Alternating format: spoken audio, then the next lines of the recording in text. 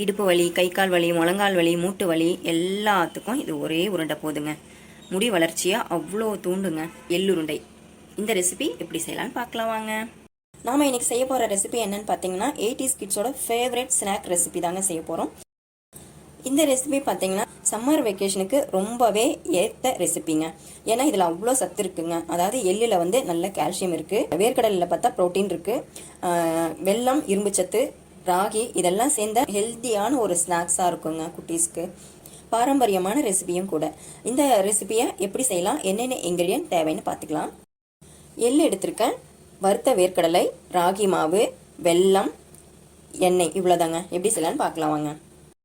இது ஒரு பாரம்பரியமான ரெசிபிங்க. அந்த காலத்தில் பார்த்தீங்கன்னா எங்கள் பாட்டி காலத்துலலாம் பார்த்தீங்கன்னா எள்ளு, வேர்க்கடலை, ராகி எல்லாம் வந்து அறுவடை ஆகும். இந்த சமயம், அதாவது மாசி பங்குனி சமயத்தில் அறுவடை செய்கிற காலம்.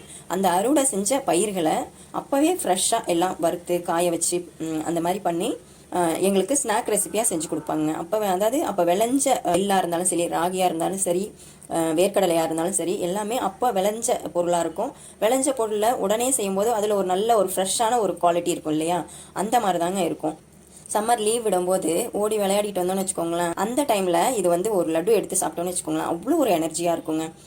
அப்போ விளையாடிட்டு வந்து ஒரு லட்டு சாப்பிட்லாம், 3 நேரத்துக்கு 3 லட்டு, விளையாடும் போதெல்லாம் ஒரு லட்டு சாப்பிட்டோன்னு வச்சுக்கோங்களேன், அவ்வளோ ஹெல்த்தாக இருக்குங்க.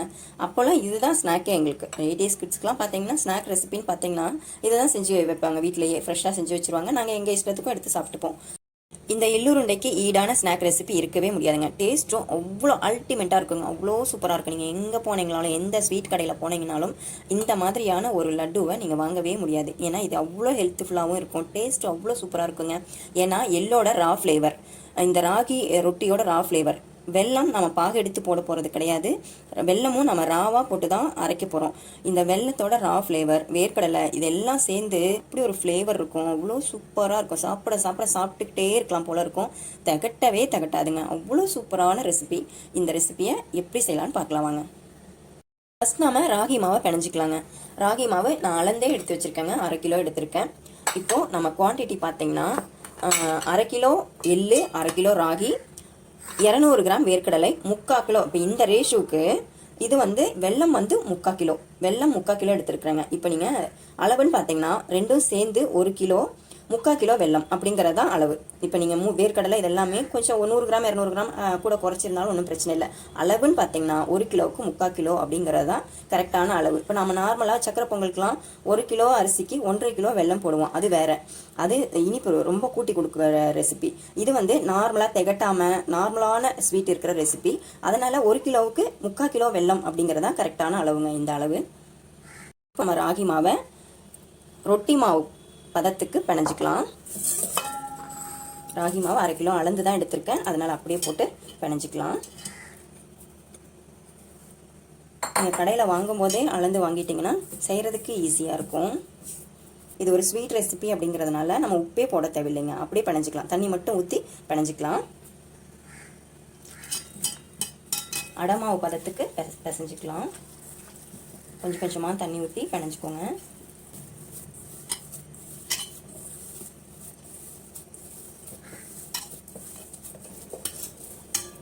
பாருங்க, இந்த மாதிரி மாவு பதத்துக்கு பிணைஞ்சிக்கோங்க. இந்த மாதிரி இருக்கணும். இப்போ இது இப்படியே இருக்கட்டும், உப்பு எதுவுமே போடக்கூடாதுங்க, வெறும் தண்ணி மட்டும் ஊற்றி இந்த பதத்துக்கு பிணைஞ்சிக்கோங்க. கையில் ஒட்டாத மாதிரி இந்த பதத்துக்கு பிணைஞ்சிக்கோங்க. இப்போ இது இப்படியே இருக்கட்டும். எள்ளை வறுத்து எடுத்துகிட்டு வந்துடலாம். ஸ்டவ்வை ஆன் பண்ணி கடாய் ஹீட் பண்ணிவிட்டு எள்ளு வறுத்துக்கலாம். வடைச்சட்டி ஹீட் ஆகிடுச்சுங்க. இப்போ நம்ம எள்ளு போட்டு வறுத்துக்கலாம். எள்ளை வறுக்கிற அளவுன்னு பார்த்தீங்கன்னா லேசாக சூடை ஏறி எள்ளு வந்து லேசாக உப்பி வருங்க. அந்த உப்பி வரும்போது ஆஃப் பண்ணிடணும். ரொம்ப உப்பி வெடிக்கிற ஸ்டேஜுக்கு வரக்கூடாது, வெடிக்கவே கூடாது. எள்ளு வெடிச்சிச்சுன்னா ஃப்ளேவர் மாறிடும். அதனால் லேசாக உப்பி வரணும். 1/2 கிலோ எள்ளு அப்படிங்கிறதுனால கொஞ்சம் டைம் எடுக்கும். நீங்கள் லூஸில் வாங்கினீங்கன்னா எள்ளு நல்லா கழுவி சுத்தம் பண்ணி எடுத்துக்கோங்க. இல்லைன்னா நீங்கள் பாக்கெட் எல்லாம் கிடைக்கும், நல்ல பிராண்டாக பார்த்து பாக்கெட் எல்லாம் வாங்கிக்கோங்க. கல் இருக்காத எல்லாம் பார்த்து வாங்கிக்கோங்க. வெல்லம், எள்ளு, வேர்க்கடலை எல்லாமே கல் இல்லாததாக பார்த்து எடுத்துக்கோங்க. ஏன்னா நம்ம லட்டு செய்யும்போது கல் தட்டுப்பட்டுச்சுன்னா ரொம்ப கல்லுலாம் போயிடுவோம். அதனால் கல் இல்லாததாக பார்த்து வாங்கி சுத்தமான எள்ளா எடுத்துக்கோங்க. எள்ளு நல்லா சூடேறி லேசாக உப்பி வரும், அதுதான் நமக்கு எள்ளு வறுத்ததுக்கான அடையாளம். ரொம்ப முருகல் பதமாக விட்டுறாதீங்க, எள்ளோட ஃப்ளேவர் மாறிடும், கருகின ஸ்மெல் வரும். ரொம்ப பக்குவமாக வறுத்து எடுத்துக்கோங்க. லேசாக உப்பி வந்தது அப்படின்னா எள்ளு வறுப்பட்டுடுச்சு அப்படின்னு அர்த்தம். இப்போ ஸ்டவ் ஆஃப் பண்ணிவிட்டு நம்ம ஒரு பிளேட்டில் கொட்டி ஆற வச்சிடலாம். இது இப்படி ஆறட்டும். ராகி ரொட்டி செஞ்சுக்கலாம். ஸ்டவ் ஆன் பண்ணி தோசை சட்டியை அடுப்பில் வச்சு சூடு பண்ணிக்கலாம். சூடாகட்டுங்க. இந்த கேப்பில் நம்ம வாழை இலையில் பாருங்கள், வாழை இலை, பாலித்தீன் கவர், உங்களோட விருப்பப்படி எதுனாலும் எடுத்துக்கோங்க. இப்போ இதில் ஆயில் ஒரு ட்ராப் விட்டு அடை மாதிரி தட்டிக்கலாம். இந்த மாதிரி எண்ணெய் அப்ளை பண்ணிக்கோங்க. எண்ணெய் அப்ளை பண்ணதுக்கப்புறமா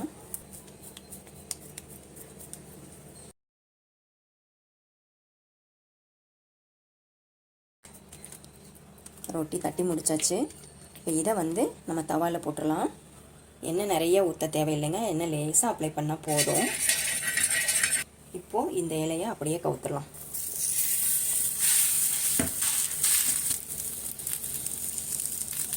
பாருங்கள், ரொம்ப ஈஸியாக எடுக்க முடியும் உங்களால். அவ்வளோதான், அப்படியே வேகட்டும். எண்ணெய் ஊற்ற இப்போ நம்ம திருப்பிடலாங்க. திருப்பி விட்டுருங்க. இது மாதிரி பிளைன் ரொட்டியாக தாங்க சுடணும். ஏலக்காவோ எந்த ஃப்ளேவரும் சேர்த்துக்கக்கூடாது. ஏலக்காய் இல்லை சுக்கு மிளகு எது சேர்த்துக்கிட்டாலும் இதோட ஒரிஜினல் ஃப்ளேவர் மாறிடும். அதனால் இதில் எந்த ஏலக்காவோ எந்த ஃப்ளேவரும் சேர்த்துக்காதீங்க. பாருங்கள், ரொட்டியாக சுட்டு எடுத்தாச்சு. இதே மாதிரி எல்லா மாவும் ரொட்டியாக சுட்டுட்டு அப்புறமா காமிக்கிறேன். எல்லா ரொட்டியும் சுட்டு முடிச்சாச்சுங்க. இந்த ரொட்டி எல்லாம் ஆறட்டும். இந்த ஆற கேப்பில் இந்த வேர்க்கடலையும் எள்ளையும் பொடி பண்ணி எடுத்துகிட்டு வந்துடலாம். ஃபஸ்ட் நாம் வேர்க்கடலை பொடி பண்ணிக்கலாம். வேர்க்கடலை இந்த அளவுக்கு பொடி பண்ணியாச்சுங்க. இப்போ இந்த பொடியை இந்த பிளேட்டில் போட்டுக்கலாம். இது மாதிரி ஒரு நல்ல அகலமான தாம்பலமாக எடுத்துக்கோங்க. இந்த தாம்பலத்தில் இதை போட்டு சேர்த்துடலாம். இப்போது எள்ளு பொடி பண்ணிக்கலாம்.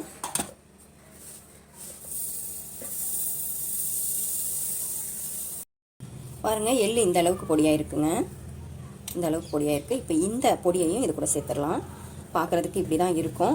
இது நம்ம எல்லாம் ஃபைனலாக செஞ்சு எடுக்கும்போது தான் வந்துட்டு உங்களுக்கு அந்த லட்டு ஸ்ட்ரக்சர் வரும். பாருங்கள், இந்த ரெண்டாவது டைம் எள்ளும் போட்டு பொடி பண்ணி எடுத்தாச்சுங்க. இப்போ இதையும் இது கூட சேர்த்துடலாம். இந்த ராகி ரொட்டியை என்ன பண்ண போகிறோம், இந்த மாதிரி சின்ன சின்ன பீசஸாக, இந்த மாதிரி சின்ன சின்ன பீசஸாக பிச்சு இந்த மிக்ஸி ஜாரில் போட்டு லேசாக குறங்குறப்ப அரைச்சி எடுத்துக்கலாம். இந்த மாதிரி உதிர்த்து போட்டுட்டு இப்போ இதை வந்து நம்ம பொடி பண்ணிக்கலாம். இது எந்த அளவுக்கு பொடி ஆகுதுன்னு காமிக்கிறேன் உங்களுக்கு. இந்த ராகி ரொட்டி பாருங்கள் எந்த அளவுக்கு பொடியாக இருக்குன்னு பாருங்கள். இதை மாதிரி குறங்குறப்பா இந்த அளவுக்கு தான் பொடி ஆகும். இதுக்கப்புறம் நம்ம இன்னொரு டைம் அரைக்க வேண்டியது இருக்குது. அப்போ அரைக்கும் போது கரெக்டான அளவில் அரைப்பட்டுரும். இப்போ இதையும் இந்த தாம்பலத்தில் போட்டுடலாம். மிச்சம் இருக்கிற எல்லா ரொட்டியுமே அரைச்சி எடுத்துக்கலாம். அவ்வளோதாங்க, ஃபைனலாக எல்லாத்தையுமே அரைச்சி எடுத்தாச்சுங்க. இப்போ நம்ம இதில் என்னெல்லாம் பொடி பண்ணியிருக்கோம்னு பார்த்தீங்கன்னா, ராகி ரொட்டி, எள்ளு, வேர்க்கடலை இதெல்லாம் அரைச்சி பொடி பண்ணியாச்சு. இப்போ இதை எல்லாமே நல்லா மிக்ஸ் பண்ணி விட்டுட்டு இது எல்லாமே நல்லா கலந்து விட்டுருங்க.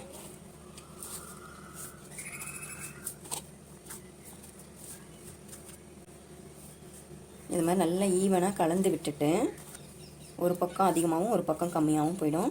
அதனால் ஈவனாக கலந்து விட்டுருங்க.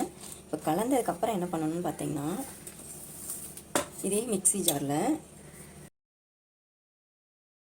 ஒரு 2 கை அளவுக்கு எடுத்துக்கோங்க. 2 கை அளவுக்கு இப்போ இந்த மிக்ஸ் எடுத்துக்கிட்டோம் அப்படின்னா, வெல்லம் வந்து 1 கை அளவுக்கு எடுத்துக்கோங்க. 1 கை அளவுக்கு இந்த வெல்லம். இப்போ நம்ம இதை அரைச்சி எடுத்துகிட்டு வந்துடலாம். பாருங்கள், வெல்லம்லாம் அரைப்பட்டு இந்த மாதிரி இருக்குது பார்த்தீங்களா, ஒரு லட்டு பதத்துக்கு வந்துருச்சு. இப்போ இதை மிக்சியில் போட்டிங்கன்னாவே இந்த அளவுக்கு வந்துடுங்க. பாட்டி காலத்துலலாம் என்ன பண்ணுவாங்கன்னா உரலில் போட்டு இடிப்பாங்க. இப்போ நம்ம இதை மிக்சியில் போட்டதுனால இந்த மாதிரி இருக்குது. இதை வந்து நம்ம ஒரு அகலமான பாத்திரத்தில் எடுத்து வச்சுக்கலாம். இப்போ லட்டு பிடிக்கிற பதத்துக்கு இருக்குது பாருங்கள். இந்த வெல்லம், ராகி, அந்த ரொட்டி, எள்ளு எல்லாம் சேர்ந்து லட்டு பிடிக்கிற பதத்தில் வந்துருச்சு. இப்போ நம்ம எல்லாமே இதே மாதிரி அரைச்சி எடுத்துக்கலாம். எள்ளு எல்லாமே அரைச்சி முடிச்சாச்சுங்க. மிக்சியில் போட்டு வெல்லம் கலந்து அரைச்சி எடுத்தாச்சு. அரைச்சி எடுத்ததுக்கப்புறம் இந்த மாதிரி இருக்குது. இப்போ இதை என்ன பண்ணணும்னா, எல்லாம் ஈவனாக ஒரு மிக்ஸ் கொடுத்துக்கோங்க. ஏன்னா இதில் ஒரு ட்ரிப்பில் வந்து வெல்லம் அதிகமாக இருக்கும், ஒரு ட்ரிப்பில் வெல்லம் கம்மியாக இருக்கும். வெல்லம் ஈவனாக மிக்ஸ் ஆகிற மாதிரி இது மாதிரி நல்லா பிணைஞ்சி விட்டுக்கோங்க. இது மாதிரி மிக்ஸ் பண்ணும்போது எல்லாம் ஈவனாக மிக்ஸ் ஆயிரும். இப்போ நம்ம இதை லட்டாக பிடிக்க ஆரம்பிச்சிடலாம். பாருங்கள், எள்ளுருண்டைக்கான மாவு ரெடி ஆகிடுச்சு. இந்த அளவுக்கு இருக்குது. இப்போ இதை நம்ம குட்டி குட்டி உருண்டையாக பிடிக்க ஆரம்பிச்சிடலாம். எங்கள் பாட்டி காலத்துலலாம் என்ன பண்ணுவாங்கன்னு பார்த்தீங்கன்னா, குட்டி உருண்டையெல்லாம் இருக்காதுங்க, இவ்வளோ பெரிய உருண்டை இருக்கும். இதை விட பெருசாக இருக்கும். இவ்வளோ பெரிய உருண்டையாக இருக்கும். இவ்வளோ பெருசாக பிடிச்சி ஒரு பெரிய ஒரு மண் பானையில் அடுக்கிடுவாங்க. இதுதான் எங்களுக்கு அந்த வெக்கேஷன் டைமில் இதுதான் எங்களுக்கு ஸ்நாக்ஸு. இந்த மாதிரி பெரிய பெரிய உருண்டையாக பிடிச்சி மண்பானையில் அடுக்கி வச்சுருவாங்க. கெட்டு போகாமல் இருக்குங்க. 1 மாதம் வரைக்கும் நாங்கள் வச்சு சாப்பிடுவோம். இப்போ நம்ம இதை குட்டி குட்டி உருண்டையாக பிடிக்க ஆரம்பிச்சிடலாம். இதை வந்து நீங்கள் எண்ணெயோ நெய்யோ எதுவுமே தொட்டுக்க தேவையில்லைங்க, அப்படியே பாலாக பிடிக்கலாம். நல்லா அழகாக உருண்டையை பிடிக்க வரும். நீங்கள் வந்து இதுக்காக சிரமப்பட்டு நெய்யெல்லாம் தடவிக்கிட்டு எண்ணெய் தடவிக்கிட்டுலாம் இருக்க வேண்டாம், அப்படியே வச்சுக்கலாம்.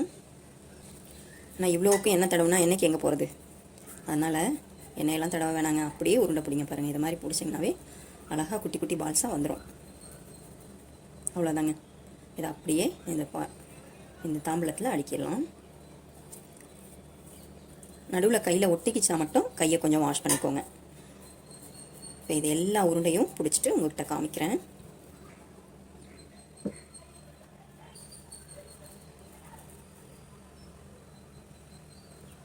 பாருங்கள், எல்லா லட்டும் பிடிச்சி முடிச்சாச்சுங்க. இதுதான் கடைசியான லட்டு.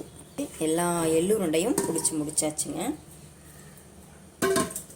பாரம்பரியமான முறையில் எள்ளுருண்டை ரெடிங்க. இது வந்து உரலில் இடிக்கணும், ஆனால் வந்து நம்ம மிக்சியில் அரைச்சிருக்கோம்.